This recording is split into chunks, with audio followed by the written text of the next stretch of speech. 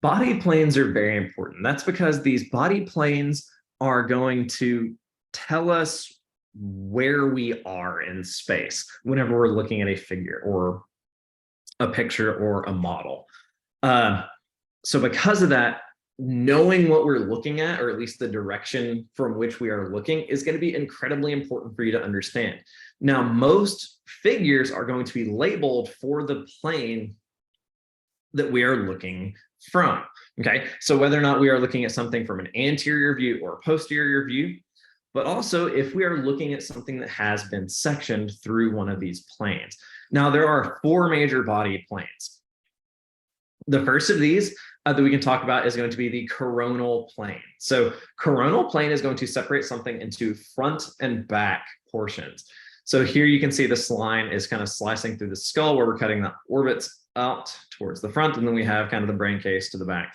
Okay, so if we cut something into an anterior and posterior portion, that would be through the coronal plane. So anything that moves through that plane is oftentimes going to be referred to as coronal. Some structures are actually named based off of this plane. In fact, the line that this is going through is almost perfectly in line with the coronal suture, which is going to be right here, which is going to separate our frontal bones from the parietal bones of the skull. Why? Because it is separating things into a front and a back. Okay. So if we were to look at an image like this X-ray here, where we would see, hey, we can see the back, so we know that this is a coronal section. Now, if we look down here, we can see something very similar. Now, this is the mid-sagittal section. We know it's mid-sagittal because we are cutting through this plane. Now, the sagittal plane divides something into left and right. Now, mid-sagittal just tells us that those left and right portions are going to be equal. So it's basically dead in the center. So a mid-sagittal plane is going to cut you in equal left and right halves.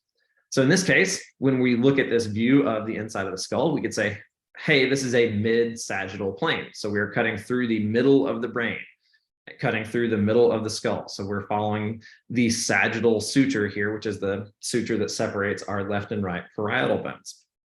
We can also see some structures from this view that we would not be able to see from the front. So here you can see these big swirls.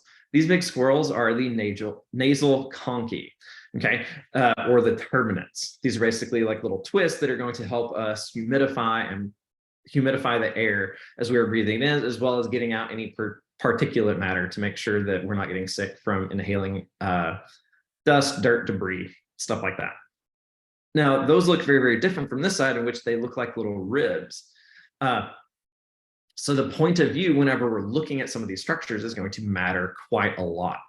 Now, lastly, we have the transverse plane. Now, the transverse plane is going to tell you that we are looking at something from side to side. So transverse is side to side. Coronal is front, creating a front section and a back section. The mid-sagittal section creates a left and a right. So the transverse creates kind of a top and a bottom. So transverse sections are oftentimes going to be called cross sections. So if it's a long bone, you might just see this called a cross section, where you create kind of a top and bottom portions where you're trying to see this kind of middle region. The same thing is going to be true for this section that's been taken right here of the skull. So now we're looking down into the brain cavity. We can see kind of the eyes here.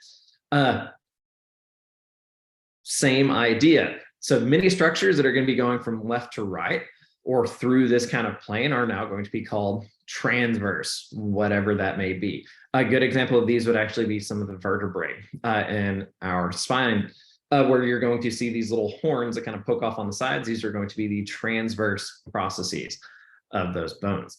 Now, lastly, we are going to have the oblique plane. Now, oblique means that it's not at one of these planes. Notice that all of these are at right angles to one another.